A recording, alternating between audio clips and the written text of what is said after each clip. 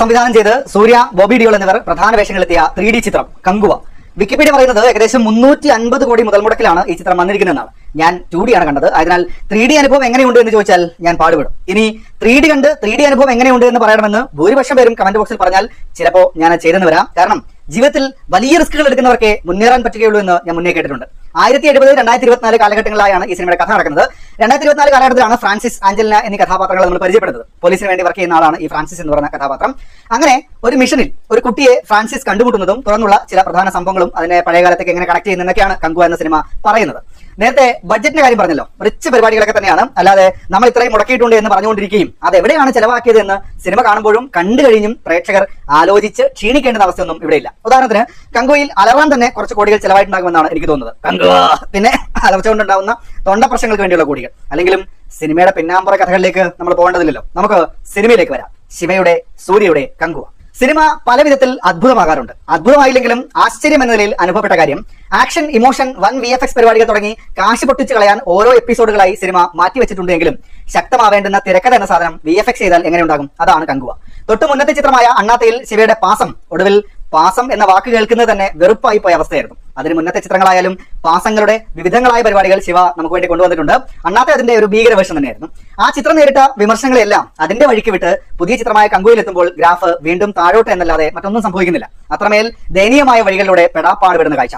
KGF-ഉം ബാഹുബലിയും തുടങ്ങി big budget ചിത്രങ്ങളിലൊക്കെ അവർ create ചെയ്യാൻ ശ്രമിച്ച ലോകത്തിൽ നിന്നും പ്രേരണ ഉൾക്കൊണ്ടുകൊണ്ട് ഒരു സ്ഥലത്ത് വെള്ളപ്പുകയും മറ്റൊരിടത്ത് ചുവന്ന പൊടിയും മാത്രമല്ല കാടും നദിയും തുടങ്ങി ഫുൾ പാക്കേജ് ആക്കി കൊണ്ടുവന്നിട്ടുണ്ട്.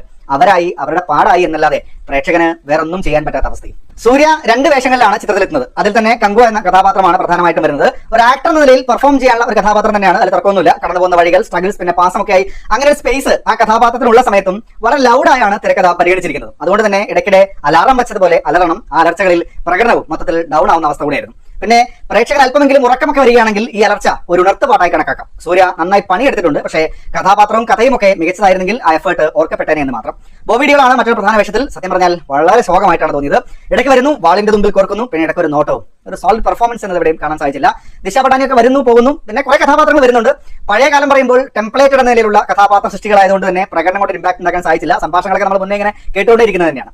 അവസാനം മറ്റൊരു പ്രധാന കഥാപാത്രം കൂടെ വരുന്നുണ്ട്. സസ്പെൻസ് ഫാക്ടർ ആയതുകൊണ്ട് ഇവിടെ പറയുന്നില്ല. വന്ന് കുറച്ചു നേരം ഉണ്ടെങ്കിലും ഒരു ഇമ്പാക്ട് ഒന്നും സമ്മാനിക്കാൻ സാധിച്ചില്ല. പിന്നെ ഒരു പ്രധാന വേഷത്തിൽ ഒരു കുട്ടിയുണ്ട്. മൊത്തത്തിൽ സിനിമയിലുടനീളം ശിവയുടെ വിഷൻ അനുസരിച്ച് ഓവർ ആക്ടിംഗ് ആയിരുന്നു. അവതാരപ്പിറവിയുടെ സകല മൂർത്തിഭാവങ്ങളും എന്നൊക്കെ പറഞ്ഞ് അമറലും അലറലും ഓരോ ഇടവേളകളിൽ വരുന്നുണ്ടെങ്കിലും പ്രേക്ഷകർക്ക് ഇത് വേറെ മാതിരി. അത് ഏത് വേറെയാണെന്ന് ഞാൻ പ്രത്യേകിച്ച് പറയേണ്ടതില്ലല്ലോ. സിനിമയുടെ തുടക്കത്തിൽ 2024 സംഭവങ്ങളാണെന്ന് ഞാൻ പറഞ്ഞല്ലോ. അത് കണ്ടു തുടങ്ങുമ്പോൾ തന്നെ തിരക്കഥ എത്രത്തോളം ശോകമാണ് എന്ന് നമുക്ക് മനസ്സിലാക്കാൻ വേണ്ടി സാധിക്കും. കോമഡി കൊണ്ടുവരണം, കാശ് ചെലവാക്കിയത് പ്രേക്ഷകരെ ബോധ്യപ്പെടുത്തണം എന്നിങ്ങനെ ആലോചനകൾ പലത് മാറി മറിഞ്ഞു വന്നതിന്റെ ഭാഗമായി സത്യം പറഞ്ഞാൽ ഇൻ ഗോസ്റ്റ് ഹൗസിൽ നെടുമണിയുടെ കഥാപാത്രം പറയുന്ന പോലെ നാശത്തിലേക്കാണ് നിന്റെ പോക്ക് എന്ന് ടിക്കറ്റ് എടുത്ത് തിയേറ്ററിൽ കയറിയ പ്രേക്ഷകന്റെ ചെവിയിൽ ആരോ മന്ത്രിക്കുന്ന ഒരു അനുഭവം പോലെയാണ് എനിക്കുണ്ടായത്. പിന്നെ പ്രധാന കഥയിലേക്ക് കടക്കുമ്പോഴും പശ്ചാത്തലവും കഥാപാത്രങ്ങളും മാറുന്നതല്ലാതെ ഈ കഥ നമ്മൾ മുന്നേ കേട്ടില്ല തന്നെയാണ്. അവിടെയും ഒരു പ്രശ്നം വരുന്നത് ഒരു കഥാപാത്രത്തെയും ഇമോഷണലി പ്രേക്ഷകരുമായി അടുപ്പിക്കാൻ സാധിച്ചില്ല എന്നാണ്. പക്ഷേ പ്രേക്ഷകർ ഇമോഷണലായി തന്നെ സിനിമയെക്കുറിച്ച് സംസാരിക്കുന്നുണ്ട്, നമ്മൾ കേൾക്കുന്നതാണ്. ഇവിടെയും പാസത്തിന്റെ നീർച്ചോലകളും അതിന്റെ വൈകാരിക നിമിഷങ്ങളും ഉണ്ടെങ്കിലും കഥയ്ക്കുള്ളിലേക്കോ കഥാപാത്രങ്ങളിലേക്കോ കടക്കാൻ സാധിക്കാത്തതുകൊണ്ട് തീർത്തും ശോകമാവുന്ന അവസ്ഥ കൂടെയായിരുന്നു. ശരിക്കും പറഞ്ഞാൽ ക്രിഞ്ച് പരിപാടി തന്നെ കുറേയുണ്ട്. സിനിമ മൊത്തത്തിൽ നോക്കിയാലും രസമുള്ള ഒരു പരിപാടിയായിട്ട് എനിക്ക് തോന്നിയത് കങ്കുവ എന്ന കഥാപാത്രത്തിന്റെ ഇൻട്രോ ആ പരിപാടിയായിരുന്നു. ആ സീക്വൻസും പാട്ടും ഒക്കെ താരതമ്യേന കൊള്ളാമായിരുന്നു. ഞാൻ എൻജോയ് ചെയ്തു.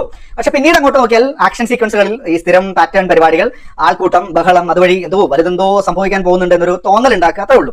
ഈ സ്ത്രീ കഥാപാത്രങ്ങളുടെ ഒരു ഫൈറ്റ് സീക്വൻസ് ഒക്കെ വരുന്നുണ്ട്. ശരിക്കും അത് കൈയടിക്കാനുള്ള മൊമെന്റ്സ് ഒക്കെ സമ്മാനിക്കേണ്ടതാണ് നമ്മൾ കഥ ആലോചിച്ച് കഴിഞ്ഞാൽ. പക്ഷേ സംവിധാന മികവ് കൊണ്ട് പ്ലെയിൻ ആയി പോവുകയും പ്രേക്ഷകർ കൈയടിച്ച് വെറുതെ അവരെ ഡിസ്റ്റർബ് ചെയ്യേണ്ടതില്ല എന്ന വിഷനെയും നമ്മൾ ഇവിടെ പരിഗണിക്കേണ്ടതുണ്ട്. VFX വർക്കുകളൊക്കെ ചിലയിടങ്ങളിൽ കൊള്ളാമെന്നതിനപ്പുറത്തേക്ക് ഓവറോൾ അങ്ങനെ നല്ല നിലവാരം പുലർത്തിയെന്നും തോന്നിയില്ല.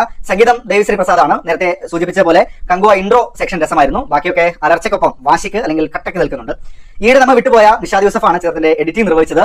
മലയാള സിനിമയ്ക്ക് മാത്രമല്ല ഇന്ത്യൻ സിനിമയ്ക്ക് തന്നെ ഒരു നഷ്ടമാണ് ആ വിയോഗം.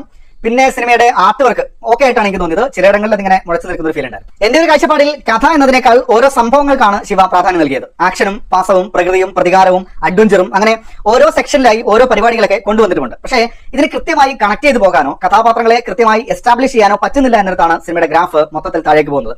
അഡ്വഞ്ചർ ആക്ഷനിൽ മുന്നേറുമെന്ന് കരുതുന്നിടത്ത് പാസം കൊണ്ടുവന്ന് വീണ്ടും വീണ്ടും താഴോട്ട് കൊണ്ടുപോയി. ഇത്രയും ബഡ്ജറ്റ് ചിലവാക്കിയ ഒരു പടം വരുന്നു. ആ പടം കാണാൻ തിയേറ്ററിൽ എത്തുന്ന പ്രേക്ഷകനെ ടോർച്ചർ ചെയ്യുന്ന രീതിയിലേക്ക് കൂടെ ചിലയിടങ്ങളിൽ മാറുന്നുണ്ട്. ഈ ഒരു പശ്ചാത്തലത്തിൽ നല്ലൊരു കഥയും സംഭവം ഒക്കെ കൊണ്ടുവരാനുള്ള സാധ്യതകൾ ഉണ്ടായിരുന്നു എന്നത് സത്യം തന്നെയാണ്. പക്ഷേ ശിവയുടെ വിഷനിലാണ് ഈ സിനിമ വന്നിരിക്കുന്നത് എന്നതിനാൽ അവസ്ഥ ഇങ്ങനെയായിപ്പോയി. കുറെ നാളുകൾക്ക് ശേഷം സൂര്യയുടെ ഒരു നല്ല സിനിമ തിയേറ്ററിൽ കാണാമെന്ന പ്രതീക്ഷയിൽ തിയേറ്ററിൽ കയറിയെങ്കിലും എനിക്കങ്ങനെ ഒരു സാറ്റിസ്ഫാക്ഷൻ കിട്ടിയില്ല, നിരാശയാണ് ഉണ്ടായത്. നിങ്ങൾക്ക് എങ്ങനെയാണ് സിനിമ അനുഭവപ്പെട്ടതും ഇഷ്ടപ്പെട്ടോ? എന്തായാലും അഭിപ്രായങ്ങൾ കമന്റ് ബോക്സിൽ പങ്കുവെക്കുന്നു. അപ്പോൾ